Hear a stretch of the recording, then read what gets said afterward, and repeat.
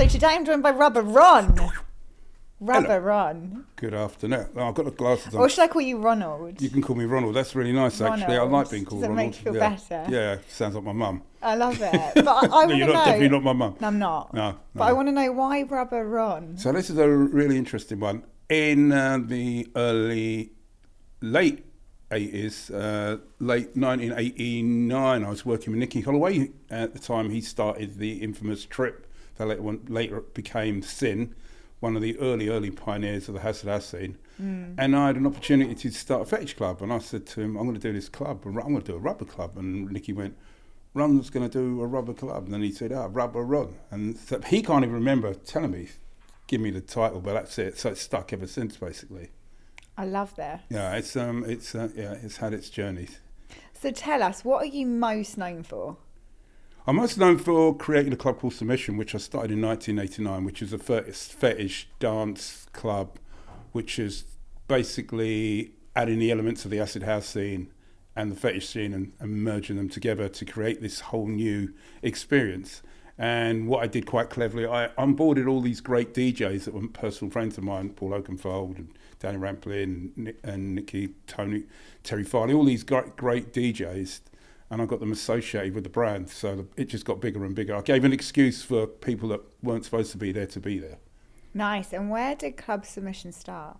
Correct. The first ever one was next to the WAG Club on Wardour Street. I think we started off with about 150 people. Wow. But it was small. Yeah, it was really small. I started with 150 people. I've got a database, and I used to mail out to 150 people and get 150 people. Then it got up to 200 people. I mail out to, and it went up to the point where I was getting 400 people with a 400 mail shot, up to 500 people with a 5. It was really, really high, high take up. Because we started off in clubs, and then I just followed the league of doing warehouse. I've been doing warehouse parties since the early 80s. I've been doing warehouse parties since 81 and 82. I had a thing called the Wireless Set, which is like one of the very early first kind of taking over a warehouse space and putting music in it. So I took that philosophy and mixed it with the kind of acid house with all the new visuals that come into prominence, because the whole level about the acid house scene and promoters then was putting this individual stamp on their event by putting their own decor and lighting and really transforming a space. So if you went with each different kind of promoter or operator had their own style. So I adopted that into the fetish scene, which I had never done before. Right. Plus at that time, because I'd worked with Nicky doing stuff at the Astoria, where he did a lot of props and scenery, I kind of merged that into, I thought, why don't I mix the two together? So then I collided art, erotica, and performance all at the same time into running Submission. Wow. And it just got bigger and bigger and bigger. It was quite, it was interesting. I was also heavily influenced, because I lived in New York in the mid-80s, and I was really heavily influenced by the clubs I went to in New York. So I used to go to the World Area, Save the Robot, all these amazing, and the Palladium, all these amazing clubs that had like phenomenal decor and productions. You know, at the Palladium Club, which is a massive venue, they used to have a house that used to come out the ceiling, land on the dance floor that was big enough for people to walk inside of the house and dancing, and then a klaxon go off and the house would lift up back into the ceiling. And they used to have a net that used to cut the dance floor in half, and a big huge ball would come out. I mean, totally really interactive. People talk about immersive, but they were doing that in New York in the 80s. Wow. Yeah. And so what was it? Were these fetish clubs? No, these were a mixture of everything. In New Okay. York, it was very different. Area was kind of just around the same time as Studio 54. Area was even more on an art tip than what Studio 54 was. Area was like, it's got loads of young creatives to create, and every 5 or 6 weeks, they completely transform the venue.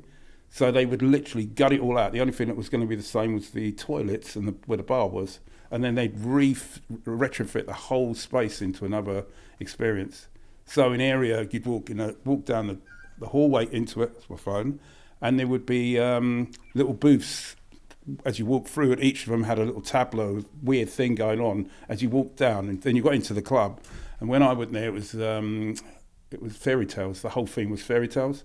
So they had Humpty Dumpty sat on the wall, and he would fall off the wall, break, then climb back up the wall and sit on the wall again. They had Wow. a pit with a huge dragon in it with fire. I mean, it was, if you look up area, you'll see it was phenomenal space.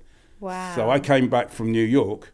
So when I thought about doing submission, I thought, why don't I take some of the things I'd seen from New York? And plus as well, I was heavily influenced by London, because in the 70s, there was a really amazing club called Madame Louise's, which was kind of a lesbian club. But it was the first club that I'd ever been to. This is like 1976, 77. And that's where I met I was hanging around with all the original, with Vivian Wexford, Malcolm McLaren, and all those original people that created the punk scene. And everyone's in there, Susie Sue, John Lydon, everyone you can think from that punk scene that went to seditionaries and sex in the King's Road, all those kind of people used to frequent this club. And this club was really well. First time I went in there, I was like, where's the house? Why aren't the house lights going down? And there's loads of girls with girls, and just it was.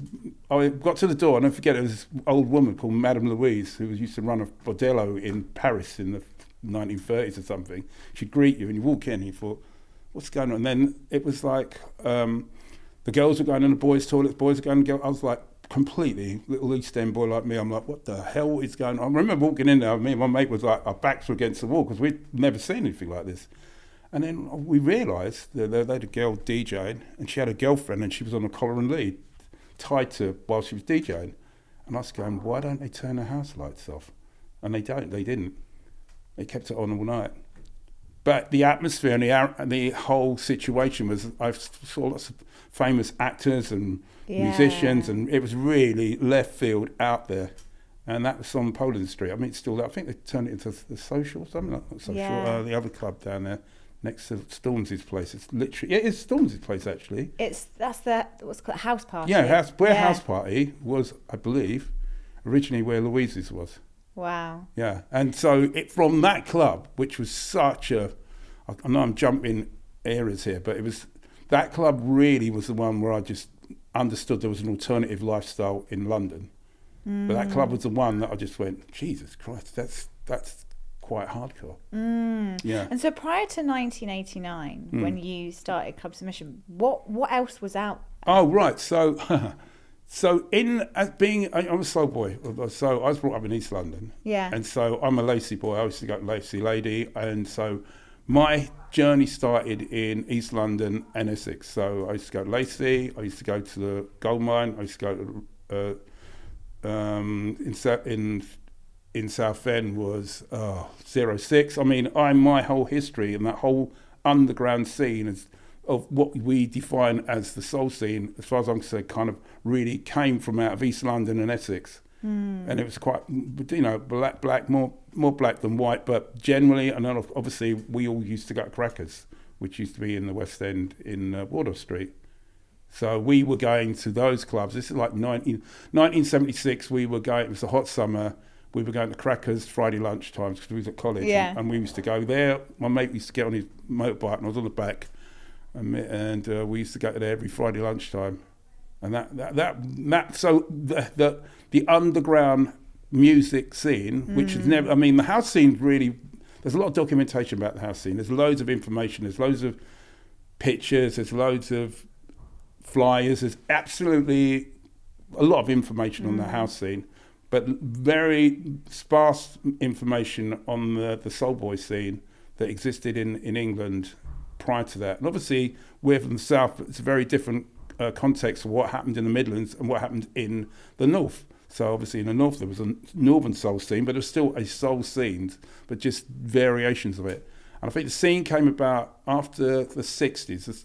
See, I go around doing the histories of subcultures going back to the turn of the century, and I define how each subculture changes from one to the next, going from the 20s and 30s, and everything is the same. It just gets repeated, and there's just new technology changes the dimensions of how people receive and get information. And obviously now what's happened in terms of the subcultures radically changed because obviously the technology has caught up to such a level that before there was a route of passage that everyone in a scene had to go through. They had to go to a record shop, go to a clothes shop, go to a hairdresser's, get a flyer. There was a real route of passage. So only so many people would be aware of that scene. And if they did be aware of it, they did their homework to find it. And that's hence why you got a lot of people that discover the scene through certain magazines and everything. We used to come to London to find their scene. Now it's a bit different. Now that accessibility is so quick and instant. What's out there at the moment, I don't know. All I can see from my friends that run clubs and bars and my association, that young people aren't on the same trajectory as what my era was at all. They're not in scenes, the numbers are not going to the clubs in the same way, and it's for them it's not a rite of passage to go to clubs. And if you go back prior to the whole digital revolution, the last two eras, say, what was really prevalent, that in every town there was a discotheque. Now, these discotheques wouldn't be, say, used by, say, clubbers, people that were in underground music, but they were used by the average Joe. And the average Joe used to go there to boy meets girl. That's where guys used to meet their wives and girlfriends. And then once the dating situation came online, you notice that all those kind of venues around the country just started disappearing, getting smaller and smaller. Then the house scene came out, and then everyone was a dancer and everyone was a raver for a while. And then as time's gone on, it shrunk. The next generation behind it have not stepped into the same space as their parents. I agree, and I definitely think, like, since COVID and things like that was like a massive change, the big nail in the coffin. There's been a gap. And my friends, one of my business partners, he runs clubs all over the country. Well, he's a colleague and friend. And he first announced to me, he said, we've lost the student market. Because he said they just don't come out in the midweek anymore. So that's why when you see a lot of these clubs closing down, they might have great Friday and Saturday evening, but what used to make the money was made for them to pay for everything was during the week with the students, £1 a drink, £2 a drink. But that machinery allowed the engines of their venues to work. Without those there's no profit, and all of a sudden you're just breaking even, and people are going, I can't be bothered putting up, might as well give it to a developer to turn it into flats. Yeah, I mean, definitely. And I think the infrastructure here, like the government and things like that, they're not highly supportive. I won't even go into that. Has that changed much from when you first started going out and throwing parties to now? Oh God, we could do a whole podcast just on the politics. Yeah, what's changed is the price has gone up and everything's gone up. And buildings and spaces and places which before were irrelevant and no one gave a damn about, no matter what stick of land in this city, someone's building on it. So what happens there is where people used to own venues and it was on their portfolio and they didn't really give monkeys about it, clubs used to be in there, used to operate, and everything was great. And then obviously when the values have gone up, these developers just go to the club owner, look, how much you make in a year on your venue? Well, why don't you can sell it to us, we'll give you X. And obviously, with all the way the rates have gone up, and everything associated with running the club's gone up, plus the viability level has gone down. So a lot of people are just going, you know what? And unless you've got specialist interest groups connected to your venue, it's really, really difficult. Or if you're someone in the venue that's come into it from being a promoter, slightly different. But if you're not, you're going to go, well, I don't need the headache. And they just let it go. And then, of course, the demographics has altered from people going to smaller clubs in a way to the big super clubs, the likes of Printworks, which is, the other one which is in Drumshed. Yeah. That's a whole new... It's become like people going to those. Mind you, the people that go to festivals now, the whole thing with festivals has just blown up. Yeah. So there's people that go, you know what, I'm not going to go out everywhere. I want to go once to something, someone's playing here, or Black Coffee, or Jamie Jones, or any of the kind of house things that are happening. People will pay what the money is to go to what's happening there on that level. Yeah. So don't get me wrong, there's always underground clubs, always be underground clubs. I'm an advocate of underground clubs, but also I'm an advocate of commercial clubs. We need the whole ecosystem for it to be really successful. Yeah. That makes sense. At 100%, Yeah. yeah. And I think definitely people now, the younger generation, seem to be craving less but higher levels of experience. Yes, well, that's, I suppose, in a way, because what we created in doing the immersiveness with all, you see, the strangest thing happened was Millennium. Millennium was, I always say, is the death of the kind of independent promoter that would put 20% or even 30% of their money into creating production. When Millennium happened, and literally anyone who was a promoter lost a lot of money. Some lost their homes, some went in a bit, some lost everything because of that, in that particular one. After that, and then obviously the phone texting came in, the promoters that were left realised they had this new technology of texting people to get them to come, and that's what they did. And the whole dynamics changed, the productions level went down, and there was a whole new generation of people and how they access people going to clubs. So, yeah, it's definitely been an interesting time watching the movement over the years as it's gone like saturation. It got to the point, especially say 80. If you'd gone out clubbing in 86 and 85 and 84, there would have been a small majority of people that I would call professional in a weird way, underground clubbers. And then when the house scene broke, you had kids and guys that would particularly say predominantly white guys as well and girls that would never have seen foot going on a dance floor dancing, discovered a little magic. And then the whole thing just blew up. And in every village across the country, there was an acid house thing going on. So, and what happened, it freed people up that wouldn't in the past necessarily want to dance and get involved in that, become part of this huge, huge culture. And the clubs at that time were really suffering because people weren't going in the clubs. So there was a whole thing about trying to drink back. People weren't really fussed about drinking alcohol. Everyone was taking water. Yeah. And water with something else. And but as I say, I think there's quite a few documentaries coming out that are out right now showing that journey for a lot of young people at that time. But obviously, you know, if you talk about the soul scene, the house scene, the reggae scene, there's all these various defined scenes that were just chugging along under their own steam, that are running alongside the mainstream, but they weren't really part of the mainstream. Because if you was a soul boy or reggae or golf or something, you were very defined by, you hated. I can remember in the early days, all the people from a lot of soul guys hating the house scene with a vengeance. But then the music in the house scene there was a lot of soulful stuff came out, which they discovered in a whole nother genre.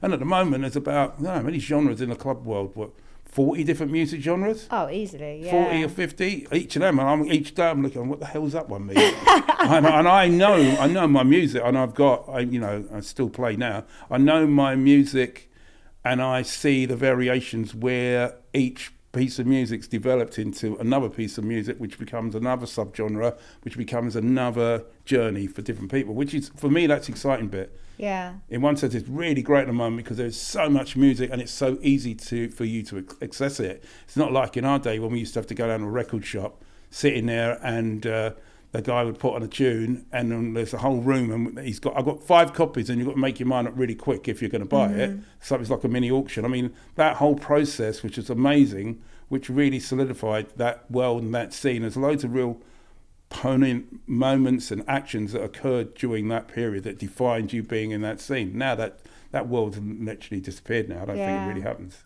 And so let's talk about the fetish world and the fetish scene. And how have you seen that change in club culture? Because now there is so much choice, isn't there? It feels like with torture gardens, the killing kittens. So where do we start with that? So my first journey into that world was in literally 1982, 83. I went to the first club that became mainstream but underground in London, which was a club called Maitresse, later on to be called Skin 2. And that was about 50 or 60 people in there. And I remember walking in there for the first time. I walked into space and I went, oh my God, I'm at home. Because there was black, there was white, there was fat, there was skinny, there was trans, there was everything mixed together, with no one giving a fuck about anything other than creating their own sexual little weird desires. And there was a kind of an ethos that was really, really satisfying. And I discovered going down there, I thought, wow, I wonder what else is out there. And what I found, there was a lot of stuff that was not, we can call it online, was like in magazines and publications. And what that did do was allowed the brave people, because actually the first time they announced it was actually in the Evening Standard, believe it or not.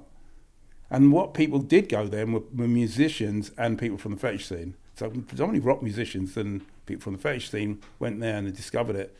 So I started going to that, and I after a while, after about 2 years or so, I could see it was getting bigger, but there was clubs that came after that with the Putsch and Gwendoline, Severin's Kiss. There's loads of these amazing clubs that were doing these parties, and I kept thinking, do you know what?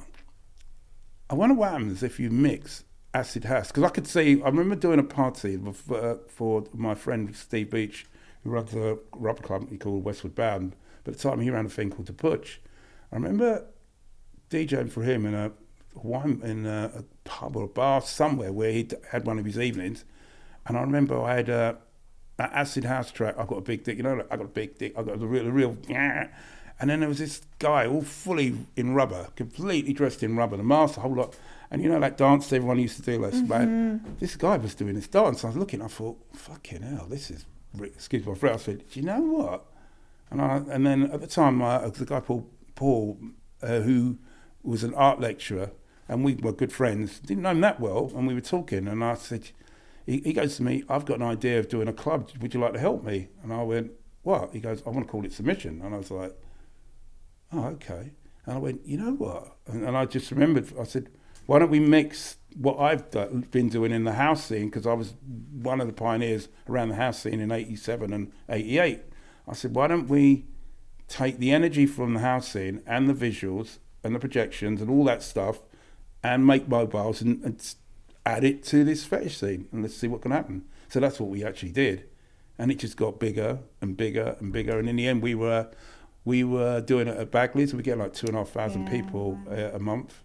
And I had people doing shows there, like I did Agent Provocateur. Their first ever show was at Submission, which is great, because Joe Corey and Serena at the time that created it were friends of mine, and I was with them when they were starting that. I remember Joe goes to me, Ron, we're going to open up a fetish department store in the West End. I goes, what? He goes, yeah, we're going to open a department store in Golden Square. And we've got it all nearly locked down. We've got all these different concessions. We're going to do our own concession in there called Agent Provocateur, because we've got all this stuff we're going to do, but they've got to have bedding, you name it. It was a department store, but everything was, they grabbed elements from different parts to create this department store, and then they got gazumped at last minute by Wagamamas. So then Joe was left not knowing what to do, and then he said, you know what, I'm going to open up a shop, and that was it. And so he started Agent Provocateur from that shop. Wild. And at that time, we had a shop in Camden called Libido. Ours was Hot Coals for Cool Women. Joe's wasn't so much aimed at the fetish scene, but aimed at the erotic scene, and ours was aimed directly at the fetish scene. So we sold rubber dresses, all that stuff, where Joe's more laundry. So that's how Agent Provocateur started? Wow. Yeah. I am right, Joe. I'm going to come going after you. What year was that? That would have been 1989, 99, yeah, 89, yeah, it must have been about 89, yeah. Wow. Yeah. And so at the beginning of you like starting these parties and combining these worlds of acid house, fetish, who would come? How would word get out? Right, I mustn't forget the great clothing and magazine company called Skin 2. Mm-hmm. Skin 2 was created by a guy called Tim Woodward, who's still presently around, and he was involved with creating Maitresse and Skin 2, and he created a publication. I should have brought in, he built a magazine called Skin 2. That magazine took off, and once a year he'd do a rubber ball.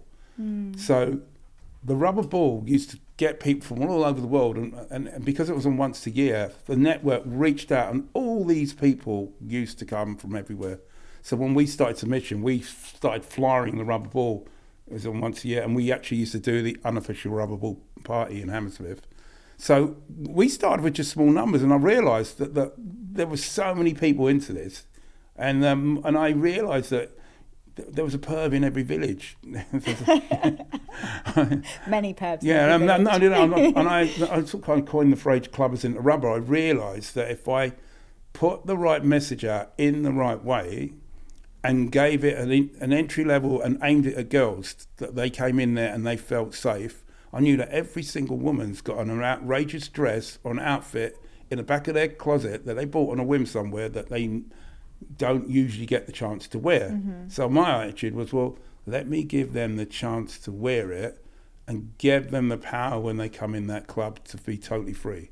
So what would happen is people would be going into that club, and also the level of respect that we created to make sure that men couldn't just go up to anyone. You can look but don't touch unless invited. So we stuck to that policy, and then what happened was we realised that the people within the club going to the club were self-policing it at the same time. I think we had one fight in 20 years and kicking people out or something. But we were really on it to make sure you could do whatever you wanted to do as long as the person doing it is consensual to it. I mean, now things have become much more regulated in terms of that world, because now, you know, the whole, I hate not defining the word wokeism, but in terms of the levels of what's acceptable amongst the community of people have altered, and people's sexual preferences have altered, and the level that before much more pigeonholed. You were straight, you were gay, you were bi, you were trans, but now you can be fluid. As my niece tells me, "Uncle, you should be fluid." I'm like, I'm not fucking fluid, babes. I know what I like and I know what I don't like, but people have got the choice to be fluid. I'm fine. For me, I've always been about creating the environment for people to find a space within the environment which suits them. So for me, when I did submission, we had like 5 or 6 really strong defined environments. Some of those environments, the only time I went in there was at the beginning to switch off the light, and at the end to switch it on. Because we had one room which was like a dark room, and it was just completely... What was happening there? Basically, it could be a dog and cat and goat in there, I don't know. It was just, there was a lot of people that you would never dream in a million years would go in there. And that famous people? Yeah, everyone. There's loads of all I will say is that I gave and created spaces within submission, because it was a big space, and we had so we had a dark room, we had a room playing garage, we had a room playing rock, we had a room playing house, we had a dungeon room, we had all these very defined rooms, so that people could go into the space, find where they're comfortable, and stay there all night if they wanted to, or Miranda around, or just go as a not a tourist, as that term's changed now, because the fetish tourism thing is really kind of, for the people that are really into it, they really can't stand the fetish tourists. But I would say it was more tourism of the mind than of the way it's perceived now. Bearing in mind that when we were doing it, it was really in its infancy and it was still really underground. So you'd get a lot of people that seen an article or looked at an ad, seen something somewhere, gone to a shop, seen a flyer, because that was a predominant. The way most people got access to that whole world was by flyers. So then they'd come along nervously and buy something, come in, and every single girl and guy who used to come, they'd say to me, "Oh, I don't know what to wear," and they'd turn up, and then they come to me, "Oh my God, if I knew it was going to be like this, I would have got that other outfit, because I want to be. I'm really too safe in here." Because obviously girls are walking around naked, other than a pair of heels in some cases. Yeah. And some of the guys walking around with heels and naked. So it's a place. It sounds to me like it was a place of mass self-expression. 100% mass. Well, let's not get it. It's still like that today, but it's different. The attitude of the people going are different. The people coming out have got far more freedom in their minds. They're far more. I can remember a time where a lot of the people that used to come to my club would not tell no one they went there. Wouldn't tell their friends and family. Definitely wouldn't tell work. I know so many people that lost their jobs, that got outed because they went, yeah, I've got loads of friends who lost everything because of going, they got exposed by the news as well. I've got friends who was a teacher for Royal Academy of Ballet or something. He was teaching there. So there was a real like aversion to it, like a shutdown. Oh, 100%. Wow. Oh God, yeah. We got raided a couple of times and got away with it. We got raided on our 3rd birthday party in around the corner, actually, in Brick Lane. We were running underground parties, so we were taking on venues that didn't have a license, but I had the license in mind in terms of what had to be in there for safety. So fire, exits, all that shit, we were there. But we just were hit and run. We'd go to a venue, put a party, go to another venue, put on a party. We were jumping around like that. And obviously I worked quite cleverly because the way to not get stopped down was because it was so, the police and the authorities would not really know about it because it was so underground, because it was all mail shot. The other thing we used to do as well, I used to do like 10,000 mail shot in the end. So mail shot and going around giving out flyers to people individually, very personalised. And so that way, the whole of that scene was underground but overground, but in a way that it just kept attracting more and more people that were curious to go into that scene. So once you've got that, and then obviously loads of other clubs started. TG, Torture Garden, they started, Dave and Alan at the time, they started Torture Garden a year after coming to mine, and I'm still friends with them to this day. We were really healthy rivals, we were great. And I think our club and their club together really made the scene really explode, because they came from a more lifestyle attitude in terms, because their hardcore element were predominantly goths. That was their original people that came to TG. Their music weren't like us. Their shows weren't like. I mean, David and Alan's shows were all about, oh my God, people being on hooks and really outrageous, edgy, really kind of testing your sense and sensibility and your sexual attitude. Where mine was about getting a guy's dick hard and a girl's pussy wet. Yeah. So that was the difference. So mine was always tongue in cheek, bit more light, slightly lighter. We were called like the Sharon and when we initially started, we were called the Sharon and Tracy of the fetish world, for want of a better word, because in creating Submission, we also created a load of other underground clubs that were really underground. So we'd create the big clubs, and then we go and find cherry pick people to come to the more underground clubs. Wow. Yeah, which were really, really quite mad. And what would you say? What would be the feedback from people who came? What would be a general experience? Well, I still get feedback from people now that from 30 years ago that just keep saying to me, "Your club has like changed my life." Because that's the impression I get, life-changing. I've got a lot of people got married from it, a hell of a lot. Wow. Yeah, I put loads of people together, and I was a massive advocate of kind of sexual liberation and freedom. My attitude on things have altered somewhat from there in terms of the scene is amazing. When you're of a certain age, there's anything's possible, literally. Anything's possible. And people's sexual preferences different. Let's say, how can I best describe it? There's a multitude of new feelings and desires and want, needs and desires that you experience when you are allowed to be around like-minded people. Yeah. That you can express yourself in a way that you wouldn't around other people. So what would tend to happen that the people that come to, still to an extent now, people that only invite people to these parties that they knew wouldn't say anything and not bothered about it. Yeah. Because of this thing is, and if someone was in that place, they could never say, "What are you doing here?" Because, well, what the hell are you doing here? Mm-hmm. So it was about finding a place where you could express yourself and discover about your sexuality. But also is, I feel that in the past there was a real honour level in terms of men's respect of women in the scene. Really was. There was but now there's a lot of not conditions, but there's a lot of checkpoints within a party now to see if you're concerned you're okay. And there's a hell of a lot of that, which is. Do you think it takes away some of the momentary energy? Of course, it takes it away. Can I touch you? Is this okay? This did not happen before, and the reason is because people's psyche was not different.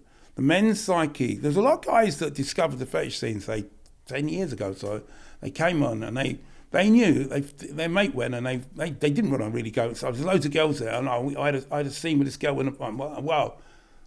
So these guys are going there and go, well, if I take my top off, get a leather pair of trousers, and I get in there, I can do what I want. So, but they are not coming from a background and understanding the ethics and the whole protocol of the fetish world. They're not. They're just guys that know if they go to that club, they might be able to have a bit of So that's okay if one or two guys slip through the net. But if you get a lot of guys that come down like that, that's why in the end you get complaints, girls complaining, and that's why now they've had to introduce all these stringent rules. It's literally you have to write a contract out before you have a scene. You have to go up to someone, sign it. Yeah. Do you consent you to? Yep. Tick. You are 2 feet away. I mean, it it does kill the scene. Yeah, it feels more But restrictive. they've got no choice because they don't want to go to court. They don't want to be sued. Not only that, they don't want to get in trouble with the local authorities because, let's face it, in fetish clubs, what gets away in a fetish club is way more, though, in normal. And in terms of the freedom of expression for a girl, in the past, the girl wearing literally nothing could walk around a fetish club and no one would touch her. But that same girl could go into a normal club and some guy would squeeze her ass. Yeah. So she had the freedom of coming to these clubs, not having that anymore.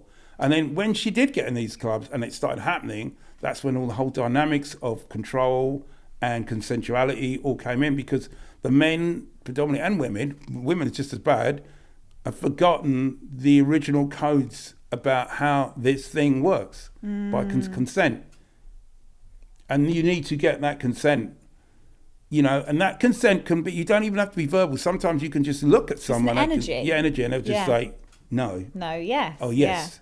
Yeah. Now, if you're someone that's on the empathy level and the right frequency level, you'll know instantly, no. It's on or off. On or off. But what can distort that is if you're on some kind of pharmaceutical journey at the same time, and on the levels of pharmaceutical journeys, for some people, the demonic story fucking invades them, and then all their normal morality levels goes out the window.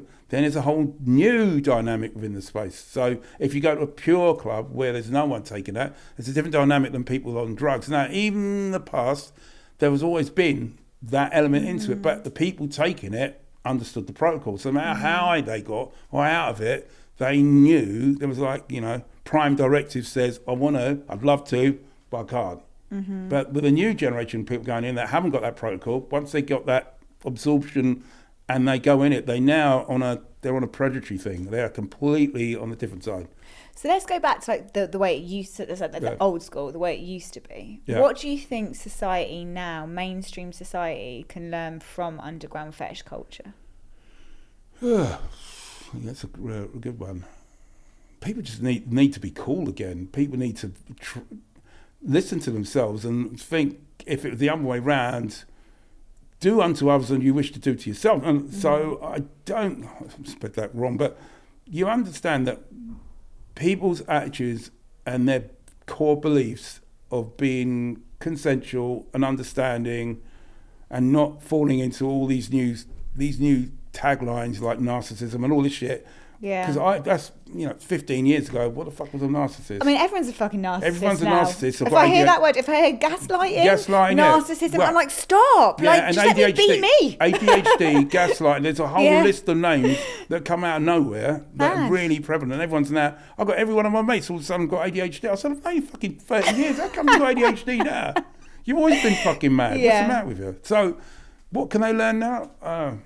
It's a big question. I think as people learn the level of spirituality and frequency, and that's the whole, I'm put it under the woo-woo category because I'm in it but not in it. Yeah. I'm in the woo-woo world, but I'm not part of the woo-woo world where I don't find my own discernment. And I think the problem is now people are so triggered so easily, so quickly, they're not defining themselves by taking in all the information and making their own decisions. And yes, you could be more to the left and more to the right, but I think I'm a complete centralist. I'm in the middle. I am prepared to change my point of view on information given to me that's better than the information I thought was what it was. And I think a lot of people don't do that. They're really stuck, and they will just, nope, I'm not going to change. And as I say, the fear tactics is what's pushing everyone around at the moment, and I think which is propagated by the system to make sure that we are in fear tactics. Whether you've got money, not money, the one thing that's constant is fear. Without a shadow of doubt, every single person seems to be triggered by fear. Fear of losing it, fear of gaining it, fear of everything. So the less fear you keep in your house and the calmer you get, then you're not going to get triggered over trivia. Because I see people getting triggered over first world problems, man. It's like first world problems when look what's happening in this world. I wake up and just go, fuck, I'm not there. It's not in a war zone. I'm not in a fucking war zone. Yeah. I saw a video the other night. Some people, I think they were in Lebanon or something. They were on a rooftop and they're filming. They're all raving. You can hear the music. They're all having it, and they're they're filming. There's all bombs dropping Wow. down into Israel. And I think it was Israel. I was like, fuck, it's got like that. Where you can be that close, be so desensitized that you can real and understand that people could be dying whilst you're fucking raving. It's one thing raving and not seeing. It's another thing actually raving and seeing that people are dying or could be dying. I just could not get my head around that. I've spent a lot of time around the Lebanese in Dubai because we have a branch of my business out there, and they said that this is normal for them because there's been so much war. Yeah. They've literally got Become used to desensitized. raving Yeah. with a war zone, you know, miles away. I suppose if I lived there, maybe I'd have the same approach. Maybe that's Yeah. the only way you deal with it. But on the outside looking in, for me, the whole scene was supposed to be about peace and love and everyone being really cool. I mean, that's what I know. You know, I've been going to. It stems back from going to visit in the island for the first time, Ibiza, for the first time in '87 with my band, and that was the greatest eye opener for me. Going to that island really radically changed my life. That did. That place, yeah. How's Ibiza changed you? Oh my It's changed me. How can I describe that mad island? Every time I land, I feel like I've gone home. It's really weird. Yeah. There is a real level of energy that I can only say I've never been anywhere in the world, which has got this energy which is like positive, so positive and so negative. And if that island doesn't love you, it will swirl you around in its mouth and it just spit you out. Yeah. And I've seen so many people stay, go. It's a reflection of yourself on that island. It tests you. It gives everything for you to do, and it's up to you to put the brakes on. If you don't put the brakes on, you can get burnt out on that island. What's radically changed is the commercialisation of it has gone through the roof. The levels of commercialisation is when it kind of first came into prominence in the late 50s and 60s, and when Franco was in power. He kind of reigned Spain with an iron rod as a right-wing kind of dictator, and he literally had control of everything. The one island he left alone was Ibiza, because his thing was, let all the freaks go there. I know where they are. Just leave them, get on with it. So all the poets went there. All the kind of left to centre people from Spain would end up in Ibiza, and it's traditionally been like that, going back thousands of years, because originally these Roman legions used to send their guys out there to party. So it's always been a party island for going back all this period. So, and the people that live there, the Ibifincos, they're always been very cool and easygoing, not fast. So when he kind of allowed that to happen, what would then happen was, as the 50s came into the 60s and the kind of the what they call the jet set community started flying around, and then the hippie movement started coming to prominence. The rich kids from the aristocracy from around Europe wouldn't go to Ibiza. They used to turn their noses up at it. Now the freaks out of the rich kids, the really freaky ones that had a lot of money, whatever, would go to Ibiza, and you never have a clue that they were rich. They would just go there because no one judged them. So the island started off with quite pockets of individual artists and very wealthy people, and at the same time the clubbing community kind of started drifting over there from different parts of Europe as well. Not the house scene, this is pre-house. And then one of the main things that came over there in the 60s was a religious group from out San Francisco called the Children of God. They were a hippie group, really powerful, quite a big hippie group in San Francisco that got kicked out of America during the Vietnam War, and loads of them all left America, and they took the hippie movement around the world. And what they did, they decided to find spaces around the world, places and spaces, which had an esoteric background and a history. So they would go to Ibiza, they go to Goa, they go all these places, and which just became what's known as the hippie trail. So when they came to Ibiza now, they got thrown out of Ibiza, they're the ones that came with the first amount of drugs. They came with all the drugs first. And so ecstasy has been on that island for years. Years and years. But ecstasy is really interesting, because ecstasy actually was legal in America up until 1983 or 84, because the doctors and the kind of psychiatric and the relationship world used to use it as therapy for couples to get together and not get together, because originally it was developed by a German guy in the 1920s or 30s or something, and they trying to make it as a truth serum. But all that was happening was people taking it and falling in love. Wow. Didn't it come from India as well? I watched an I'm not article sure, where it but came I think from India through to Ibiza. I think that's another part of the hippie thing. But I'm 100% sure the original people that came with ecstasy to Ibiza were the original Americans that came over. Yeah. And they plotted themselves. And that they are the ones that name the place, Atlantic. Yes, Atlantis, yeah. right.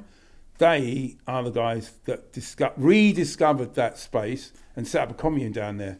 So there was a hippie commune down there many, many years ago, and then it got kicked out of there. But they were the ones that called it Atlantis. And I don't know if you've ever been there. Yeah. So you know the energy there. Yeah. Do you know the plateau? There's different parts. There's a cave with all the trinkets and everything left.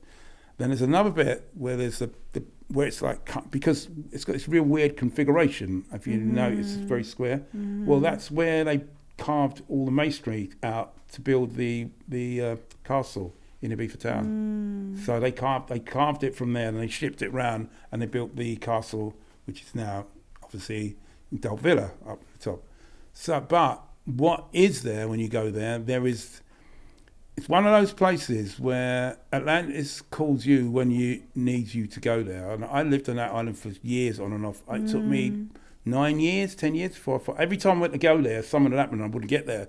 And eventually I got there, and it was like, I feel like I'm quite into energy, because it's a whole nother story there. I was my recognition of understanding and getting that whole Reiki scenario is when I was approached by a girl on the dance floor at El Divino in 1997. I was on the dock just raving away, and this beautiful girl came up to me. She goes, "I've got to give you something you've got that you don't know." I said, "What the fuck are you talking about?" She goes, "Give me a hand." And she held her palm to me, and it just got like, there was a prick of heat. It was so powerful. In the middle of a dance floor, music going on, middle of the floor, and I said, "What the fuck is that?" And she just said, "Have you got this amazing power?" She goes, "You got power? You don't even..." And I'm like, "What are you talking about?" Anyway, I discovered I abused it, fucked it up, and then I couldn't use my arm for about 2.5 months because I didn't know what it was, and I wasn't grounding myself, and I was literally doing all kinds of magic with women with this fucking energy that I shouldn't have used and abused. I've learned not to do it that anymore. But going back to Atlantis. Going back to Atlantis, when I went there, after discovering this, is years later, about 10 years later, I went to Atlantis, and I literally, for me, walking up there, it's like walking through gunk. It's like, there's like walls of energy, and it's phenomenal down there. I really feel that as well. The last time I was there, so my sister died 2 years ago of cancer, and she'd just given birth to my nephew.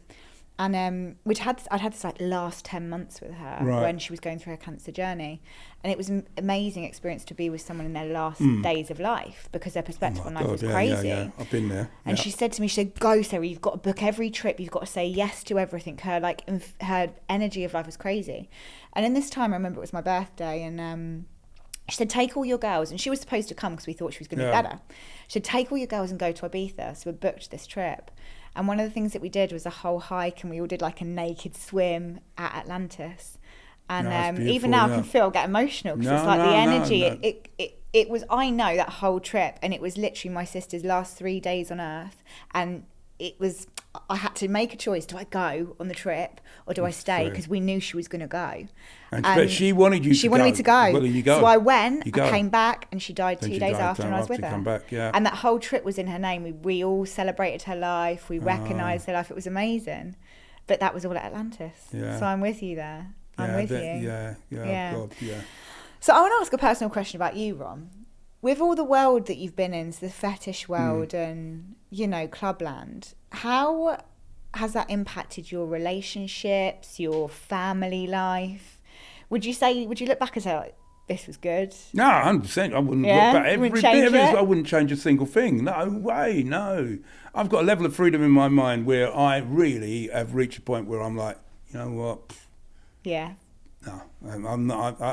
I try to tell people to calm down and just like think where you are, hold a breath, and think, why are you getting angry on trivia? And it is trivia.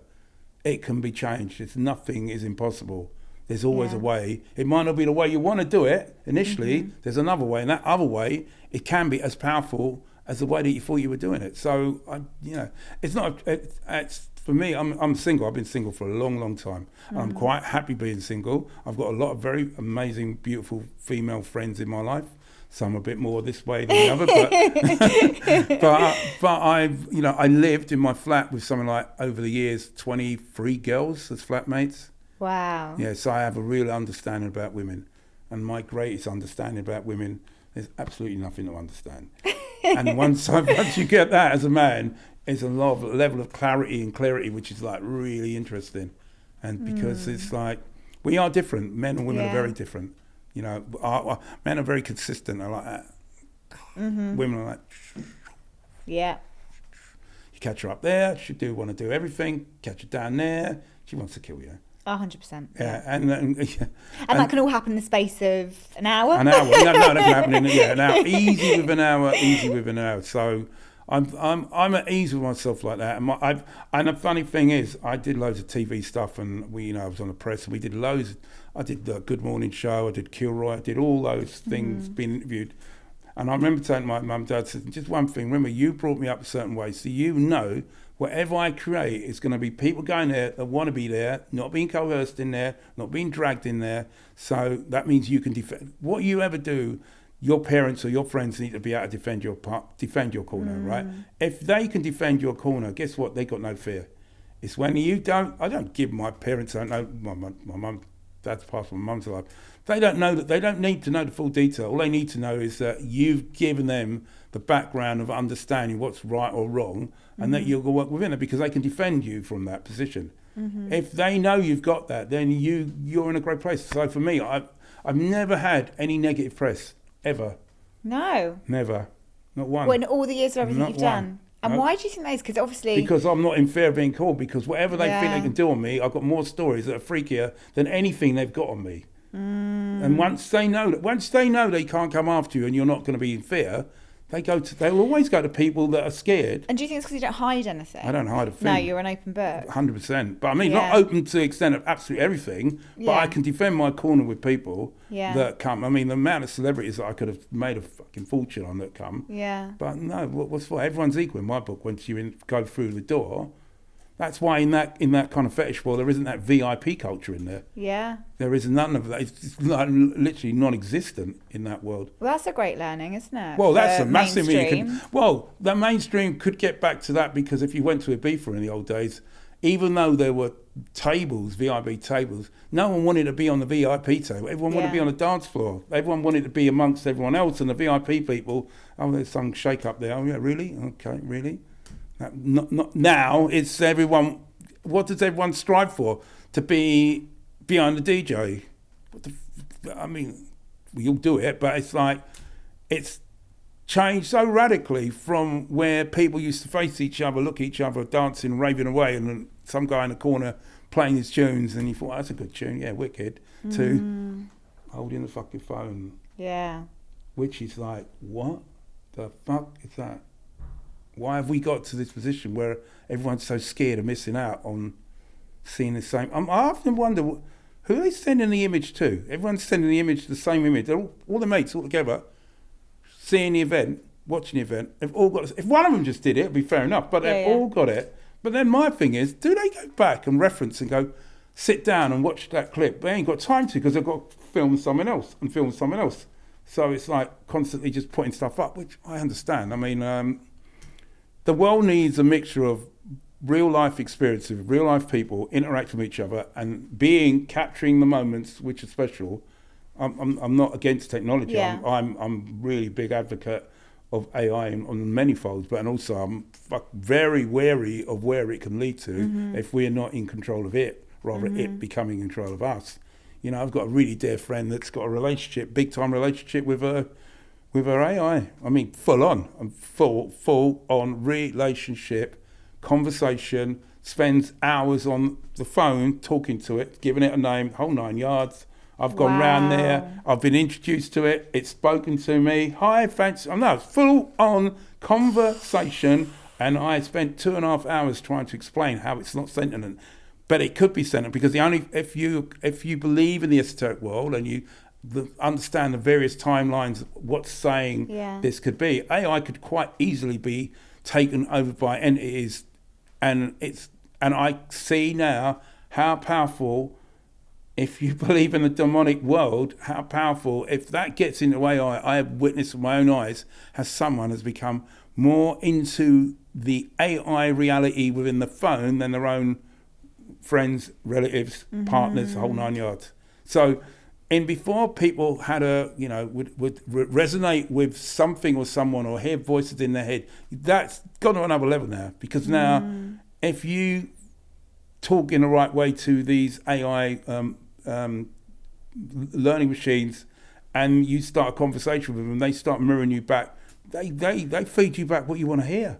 And so this person, I'm not saying male or female, they are totally absorbed by it, completely absorbed. That's mad to hear. Well, the thing is, it's no madder than the AI girlfriends that guys have got. No mad than, well, that's a whole nother journey of where we could be going and where it's going to. Because I feel there's a disconnect between young guys and girls. I think the girls and the guys have got such expectations that they've got to live up to. So the guys, it's easier for them to build an AI girl visually, have a conversation with her sexually, the whole fucking 9 yards, without, excuse my French there, without having to come into contact with a real girl and have her expectations. He can build an AI girl, she can be as hot as hell, that he could never get in the real world. Never have to deal with... Yeah, what is he going to do? Why is he bothering dealing with the real girl when he can have, this girl's going to be to his actual whim on everything? And not only does it work in the kind of the digital world, but now they're mixing that with the physical world. So now we've got these robots. There's already places like in Barcelona where they've got doll bordellos, right? Where it's just dolls, female dolls, where men are going to have scenarios with dolls in these bordellos and not women dolls. The next step will be putting the robots, the robotics into these dolls. So now you're going to have a doll that's literally like an android. And then the next stage will be putting the AI into the doll. And now we've got a woman or a man or whatever creature you want to build that a man or a woman can now have a relationship with, not just a physical connection with. So that's where I feel dangerous. Crazy world. Right, I've got 2 more questions to ask you. One, you need to share with me a wild thing that you were allowed to share that happened at Club Submission. God, Christ. You can remove names, keep it confidential. What's the wildest thing? God, you put me on the spot. I'm trying to think. I've done so many different weird things. What was one of the weirdest things?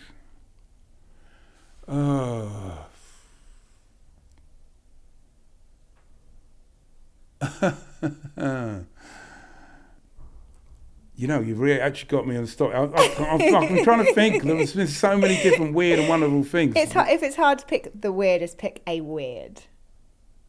What's a weird one? I've had some pretty surrealist ones where we've created different experiences and environments within the club. I remember a girl turned up the club to find that her mum was dragging her dad round on a dog collar and a lead, and they didn't know, and all and 3 of them didn't know. The mum didn't know, the daughter was, it was really mad. Imagine seeing your mum and dad there. Yeah. There's all kinds of weird scenarios. I mean, in terms of kind of the BDSM stuff, there's some really, I've seen, and the BDS stuff that is being, I'd say, out there, but it's all been consensual, but it's still been like, I haven't seen that before. The levels of mystery and intrigue that people can create with someone else, it never ceases to amaze me. Every time I think, I've seen it all, and I go, oh, fucking hell, no, that's a bit different. I'd have to plead the fifth on that. I'd have to come back with you, because I'll have to really, there are so many, I'd have to come back with you and give you for an instance. But for me, it's about creating a safe space for people to come and enjoy themselves, that have got the same mindset which allows a level of freedom of expression, but at the same time understand that no means no, yes means yes, and that, you know what, let it be harmonious and fun. And I think if you carry that through and make sure that, you know, all the 5 elements within observed within your creation, then you can put on a really exciting time. Yeah. And you've got to create tension, you've got to create anticipity, you've got to create visuality, you've got to create audio, you've got to create, with Submission, I used to fill the ladies' toilets with all flowers. You'd walk in, it was like, my thing was transforming the space to make sure that you went out there. If I couldn't get a wow out of people, I would be pissed off. I wanted people walking and go, what the fuck? I'll get a what the fuck or a wow, then I know I've done my job. Love this. Yeah. And so what's your hope for the fetish world moving forward in the next 10 years? Well, there's 2 fronts. I think mentally, people need to have a level of tolerance and understanding, and I don't feel the whole super woke is helping. I think it's actually pushing people about. I think the small minority of people and their sexual preferences shouldn't be the tastemaster for the masses. But that small minority need to be respected. But instead of trying to push that onto every single guy and girl that's not like that, that should be down to the individual family member or person to decide. They should be aware of it and understand it, but don't mean that they have to advocate it. And I feel that would be the greatest way to say, well, if they're into that, cool, I don't give them monkeys. Cool. Don't expect me to be into that. That's it. I mean, it's easier that way. I'm not offended. I will create environments for someone who wants to be into that, doing that. Yeah. We're in an opinionated world. We really are on that. Yeah, 100%. I love this. And so what have you got going on now? Is there anything you want to let people know about? Well, what are you working on? There's a couple of really cool things going on. Got one in Camden, haven't you? Yeah, we've got this. Yeah, that's one part of something I'm slightly involved with. It's a heritage site. Well, it's a space where different aspects of society's heritage over a period of time could be expressed. At the moment, they've got like a music thing aimed at the 60s, 70s, 80s, and it's walking through a space of things happening. For me, I'm going to onboard, my dream is to onboard artists and eras and music so that you go in, each room's got a reference point to that decade and what's going on and blah, blah, blah. That's, I know it sounds a bit vague, but we're still working on fine-tuning it. It's running at the moment. It's called Live Odyssey, and that's in Camden. Amazing. And at the moment, it's based on one part of it, the story of Julian Lennon's life through his sister's eyes. And then we've got a room based on Live Aid, and then we've got another room. On either side of these rooms, there's 2 rooms with live bands playing the music from those decades. And at the very end, we've got a bit of really interesting holographic technology, that is something else. Amazing. And I'm working on a project with that holographic technology, I'll tell you about that once it lands. That's really cool. Super. And any more plans for any more sex parties? Right. People have been begging me to do a sex party for years, and I've just said I can't do it until I've been blessed to be. I've been playing at a sex party in Italy, which to me has been the pinnacle party that I've ever been in my life. But that's super high end. Yeah. And the venue looks like a version of Eyes Wide Shut on steroids. Wow. It's phenomenal. It is. I'll show you afterwards pictures. Yes. I can't. I'll show you the pictures of what it looks like.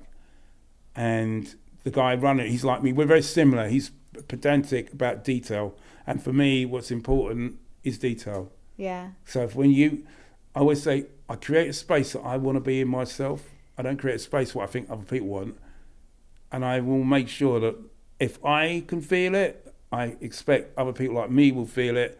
And they're the ones that I'm not want to impress. I want to make sure that they feel comfortable.